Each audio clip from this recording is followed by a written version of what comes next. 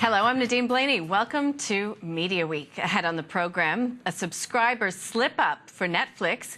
We'll take you through the second quarter results and why cancellations rose unexpectedly. Plus, a new digital radio station to provide non-stop sports coverage. Our co-host, James Manning, editor and publisher of Media Week, of course, is here with us to take us through all of those stories and more. But first, Nine's online rebrand is 3 weeks old. So how have audiences and advertisers reacted to the move? It's all part of the network's digital push, looking to grow digital revenue share. For more on the strategy, we're pleased to welcome Nine Entertainment Company's Chief Digital and Marketing Officer, Alex Parsons, in the studio. Alex, welcome. Thank you very much. So 3 weeks in, has it all been smooth sailing? Well, with these things, it's not always smooth sailing, but we have been really proud with the changes that we've made, and the results to date really speak for themselves. So what are the sort of, I guess, results that we can look to sort of speak to that success? I suppose the two key areas for us have been, we've seen great increases in engagement, so the amount of time that people spend on the site has gone up. And the second piece, which often gets overlooked in these types of changes, is our commercial inventory has increased materially, and so that's been a great outcome. So we took a different approach where we clearly focused very much on the consumer, but at the same time we brought the advertiser, our clients, along on the ride with us. Alex, talk about what's changed between before and now. I think you had a lot of brands not necessarily joined together. Now you've tried to present them as a sort of unified group. Yeah, look, as a company, we have moved from this sort of a house of brands to a branded house. We had many different brands in there, all representing different things to different people, and we brought them all in under the same brand ecosystem. That's under Nine. So led by nine.com.au, we've got Nine News, we've got Nine Coach, Nine Honey, Nine Pickle, Nine Elsewhere, Nine Kitchen. So really unifying all that under that one brand of Nine. Now, it was Nine MSN.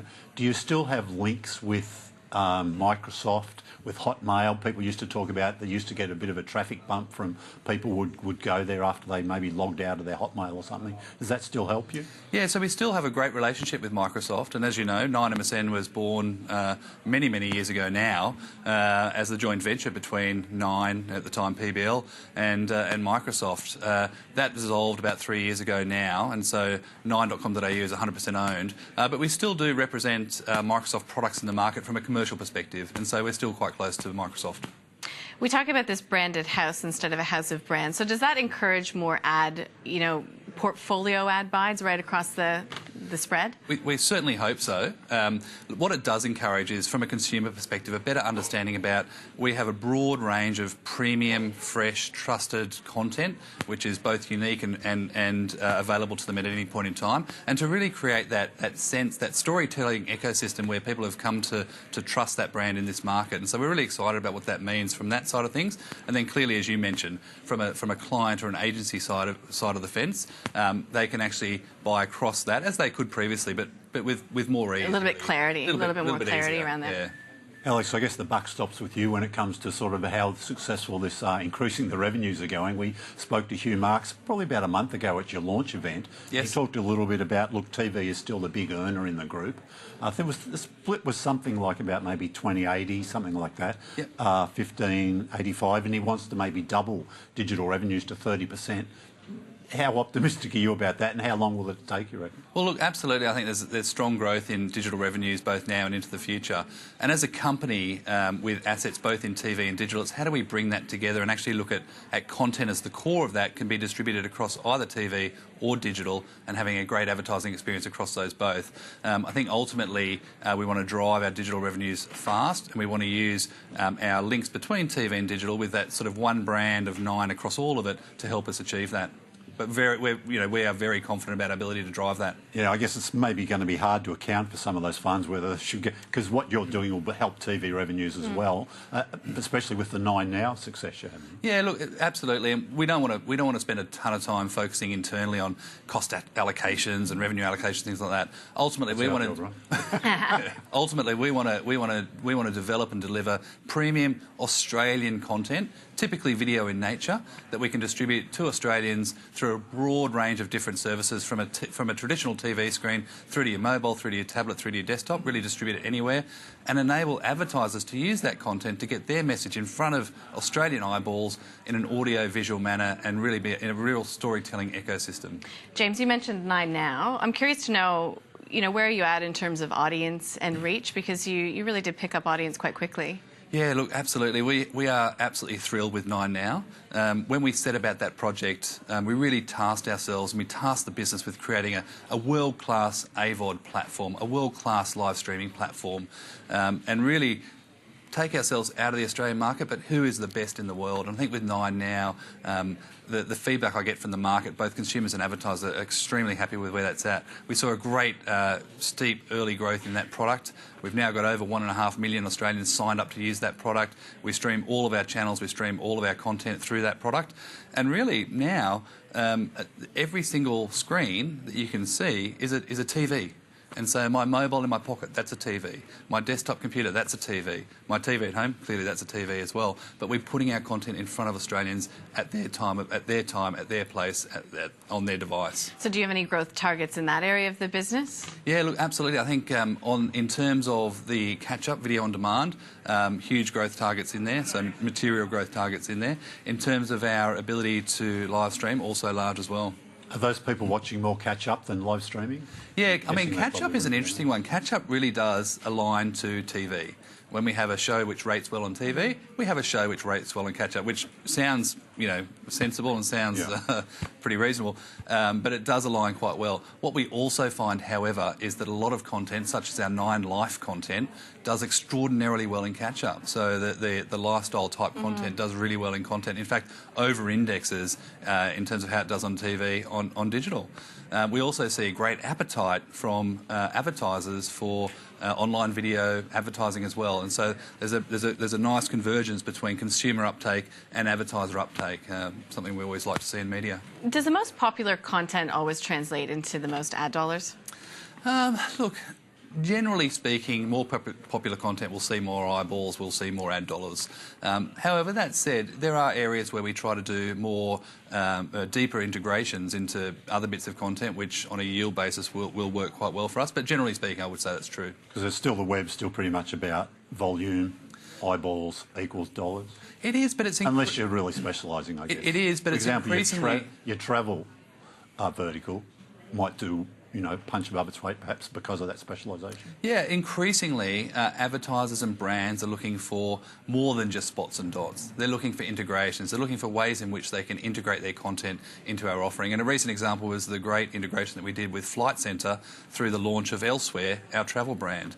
And so where we can offer that stuff alongside, of course, media dollars, we'll do more and more of that in the future.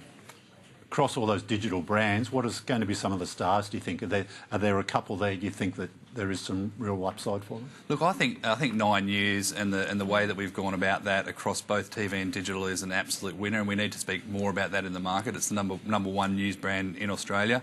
I think there's work to come on the sports side of things. We've put Tom Malone in charge of sport across Nine. We will do a lot of stuff in that space. I look at our entertainment brand of The Fix. That's been a powerhouse for us for many, many years. And then it's the lifestyle brands which have such huge opportunity. I think we've built quite an amazing framework. We've launched some quite amazing brands, and I think that what we want to do on the content side of things will really help to amplify and accelerate those in the market. And you brought on Helen McCabe as one of your newest recruits in that lifestyle brand. So what's her brief? What's she been brought on to do? Her brief is to drive both content and commercial outcomes for our lifestyle brands across our digital portfolio. And when I talk about world class, Helen I sort of put in that bucket as well. She's got amazing experience across both content but also commercial as well. She's passionate, she's motivated, she's enthusiastic, and I'm really looking forward to working closely with Helen to help accelerate those brands. I think the team's done a great job in launching them, and now we're ready for the next phase of that. And talking about integration, I mean, she's one of those personalities that can really go across all platforms as well. Yeah, look, absolutely, and in her history she's done that extremely well, particularly at Women's Weekly, and so we'll be looking at seeing how we can actually accelerate that stuff across the 9 digital lifestyle brands as well. Just thinking about your growth and where that new revenue might come from. You're going to sort of take some back from people like Google and Facebook, maybe? Look, we've absolutely got dominating. We've absolutely got it. And look, at the end of the day, we spend a lot of money in Australia developing unique quality content to connect advertisers with eyeballs. And so we're going to continue doing that. I think at the end of the day, over time, brands will come to realise that there's only one place where they can get an emotional, generally audio-visual message across to audiences, and that's through the likes of publishers such as Nine. Okay, Alex, great to have you in. Thank you very much. Run out of time. Great to have you. Alex Parsons, Chief Digital and Marketing Officer, obviously at Nine Entertainment Company. We have to take a short break. When we return on Media Week, Netflix shares see a massive sell-off. Subscriber growth really disappointing. We'll bring you some analysis on that one next.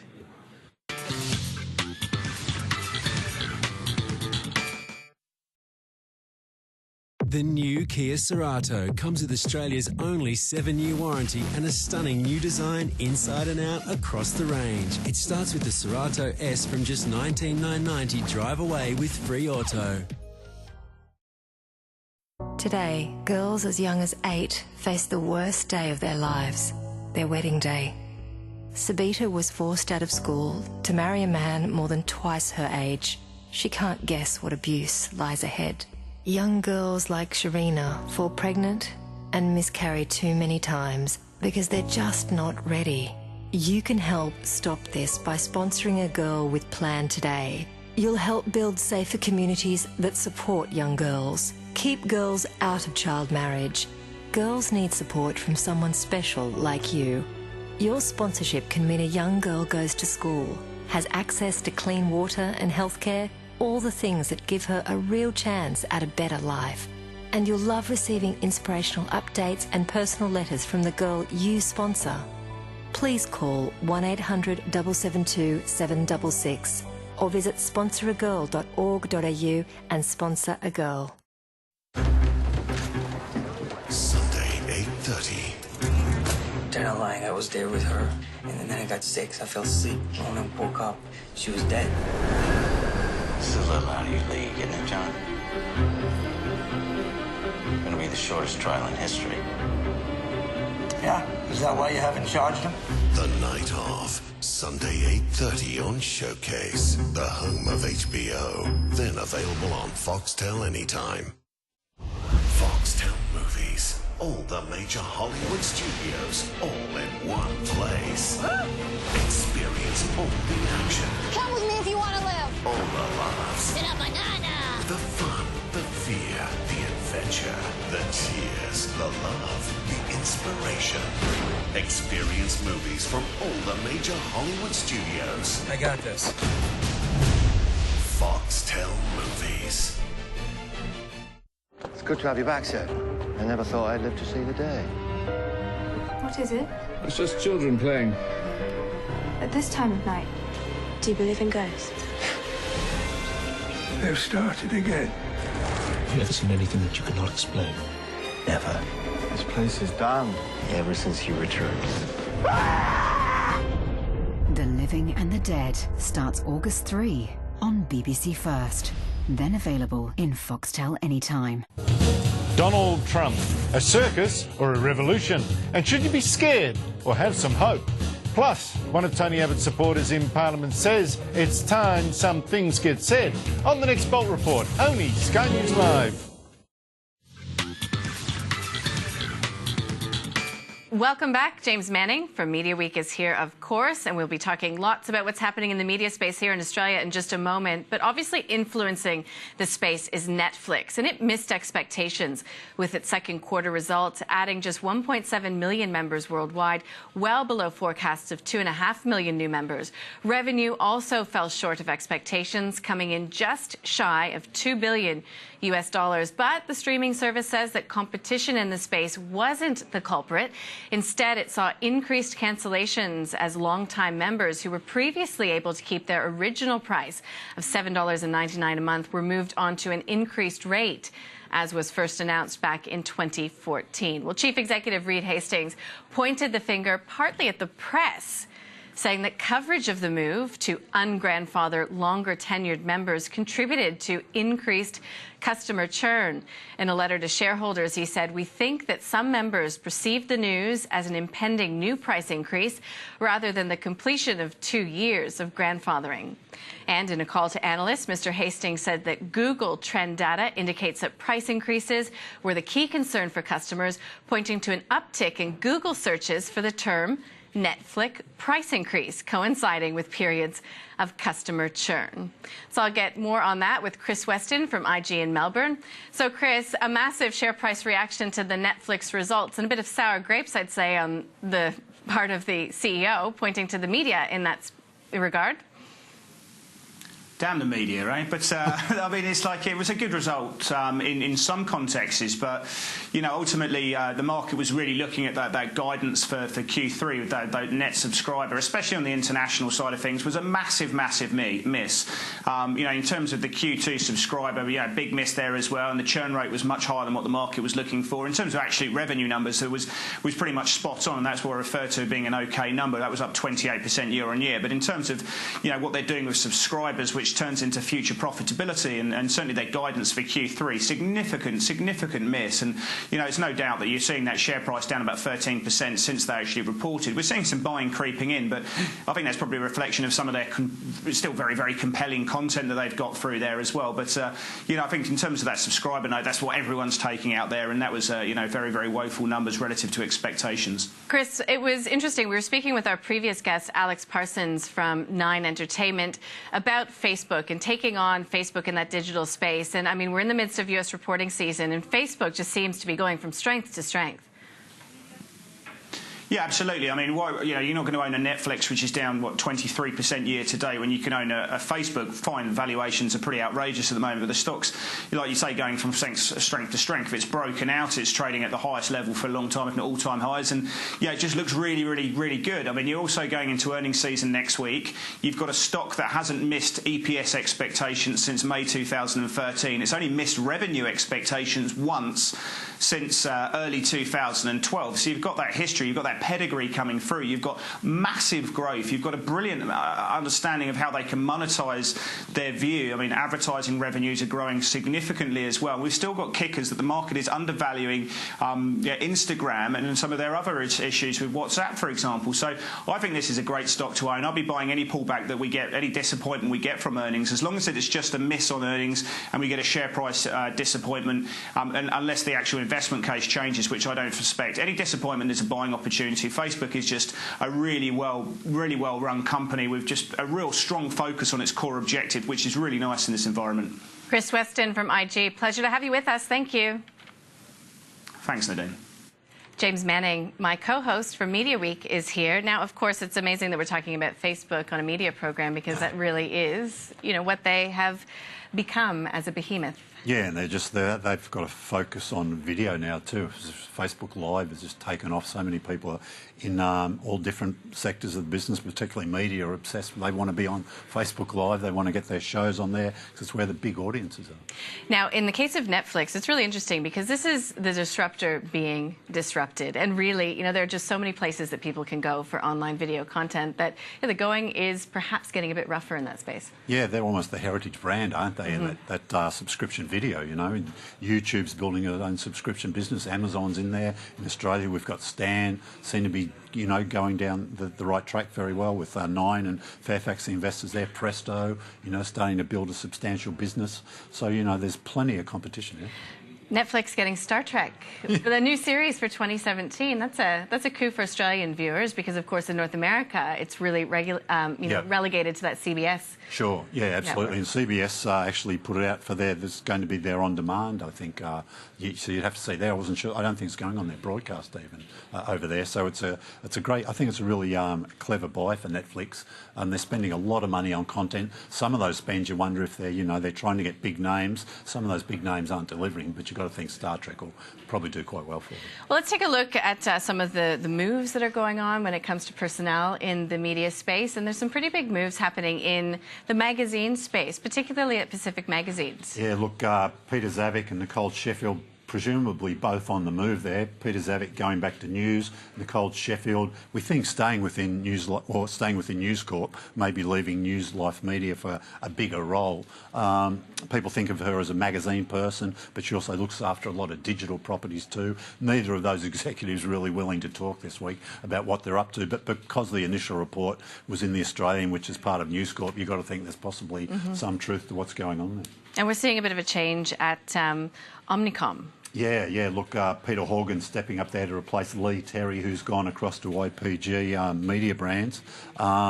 Henry Tager runs that company worldwide now. We used to have him on the show a lot when he was running the company in Australia and the region. I think Lee Terry's been on his shopping list for quite some time. He's really wanted him to come across. They've been talking for a long time. He's finally got him across. IPG Media Brands is reorganising how they're working in this territory. So Lee will look after Asia Pacific, and Peter Horgan will step up to replace it. And in Bauer Media, we're getting some more focus on digital. Yeah, they've made a few changes, like Pacific and Bauer are both putting some real emphasis on their digital properties. Christian Frick is rejoining Bauer Media. He used to work for them in Europe. He went away for a little while. He's coming back to drive their digital growth in this market. And in radio, we're getting a new digital-only sports radio channel. So what are the details of that one? Yeah, look, it's Eon Sports Radio, they're calling it. Glenn Wheatley's one of the people behind that. He launched one of the first FM brands in Australia, Eon FM, I think back in 1980 in Melbourne. He's still around, still working in the media space. He loves radio. And him and a guy called, I think it was John Hall, have got together to put this little package together. So it's digital radio only, or you can stream it via their app or online. Look, it's a really big, I think it's quite a big gamble. The live sport they're hanging their hat on to start with is the Premier League. They're hoping to get some AFL rights, but all those rights are currently up in negotiations. So it's not certain that they'll get anything there. But speaking this week, Glenn said, look, they're very hopeful of at least one game. Okay, and just switching a little bit out of that area, OzTam.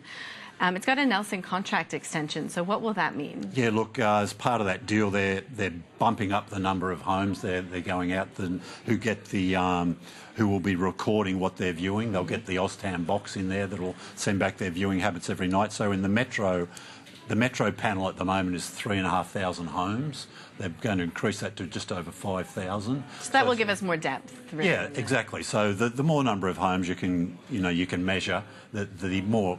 The more sort of accurate the data, I guess. Reflective. It's an estimate anyway of who's watching, but the more people you can measure, the better it'll be. And they're also increasing the subscription TV panel and the number of homes in the regional panel. So right across Australia, we were close to probably world's best practice, but I think after this finishes, we can sort of claim to have world's best practice in terms of TV ratings. Okay, that's really interesting. Well, speaking of TV, let's look at the ratings, shall we? Yep. For week 29. This is free to air, and State of Origin topping the list. 9 the winner there, and also the winner when it comes to The Voice and 9 News Sunday. Yep, it's 9 gone into a little bit of hibernation, if you like, until the Olympics are over. These are the last big properties 9 have had in terms of entertainment shows. Anyway, their news is still performing really well for them, but they'll come back with some bigger properties after the games finish. And MasterChef, this is last week, of course, but we're into finals week this week. Yep, absolutely. It's finals week and a bit, actually, so it's a very long finals week. Okay. Subscription television ratings, and again, we've got sport first up with AFL and NRL. Yeah, three AFL, I think, in the top 5 and a couple of NRL matches. And when we go over to some of the non-sport names, now Wentworth, it's been renewed by Foxtel for a 5th season, topping the list. Yep, it's going to come back. There'll be another, I think it's 12 episodes the fans will get to see in 2017, so it's a good commission again for Fremantle Media Australia. The property's done very well worldwide, and of course the more episodes you have of a series, the better it sells in those international markets. Now, talk to us about Rio then, because that's only a couple of weeks away. So what sort of new into the TV space on that front? Yeah, look, Seven is really hoping for a big play in terms of digital viewing there. That's the app, being able to watch on the their Yahoo 7 app, and they're really expecting some. You'll be seeing 7 putting out some big numbers daily. We haven't heard from them from a while. I think they first launched their digital streaming back around the time of the Melbourne Cup. They put out a lot of information about the record viewing they were getting there. They'll be hoping to bust those figures wide open, and I think we'll get a daily report from 7 about not only how it's being watched across their the sort of linear channels, but the sort of business they'll be doing via the app, the online streaming. Now, we've also got Tara Brown returning to 60 Minutes on Sunday. Yep. Yeah, what can we expect? Yeah, well, this first report, she stayed in Australia for this. It's a story about a fire, a fatal fire in Sydney a couple of years ago. She's currently been in the US recently anyway on her first international foray, if you like, since Beirut. I don't think she'll be visiting the Middle East again anytime soon, or particularly Lebanon, until they sort out what's happening there. But yeah, this will be the first time they've sort of, if you like, rebuilding the brand, getting her face back on air. Well, speaking of brand and Nine, I mean, Sonia Kroger this week. Do you buy into the fact that there's been a bit of brand damage for Nine through that? Not really. I don't think so. I think it's a nice reminder to TV hosts the power they have to, possibly influence people, and sort of you need to keep in mind that, there weren't many people that probably agreed exactly with where Sonia was coming from. But they can understand what she was maybe trying to say. I think even she's pulled back a bit and said, look, maybe that was a little bit extreme. But there's, it's certainly out there. I mean, even, Andrew Bolt said on his sister show on Sky News, look, he didn't agree with what she was saying. But again, he thinks people should maybe respect people's right to say things in sort of the country we're in, I guess. Okay, James, thank you. Thanks for coming in. James Manning from Media Week. We'll see him this time next week. But that's all that we have time for today. For all of your company, thanks for watching.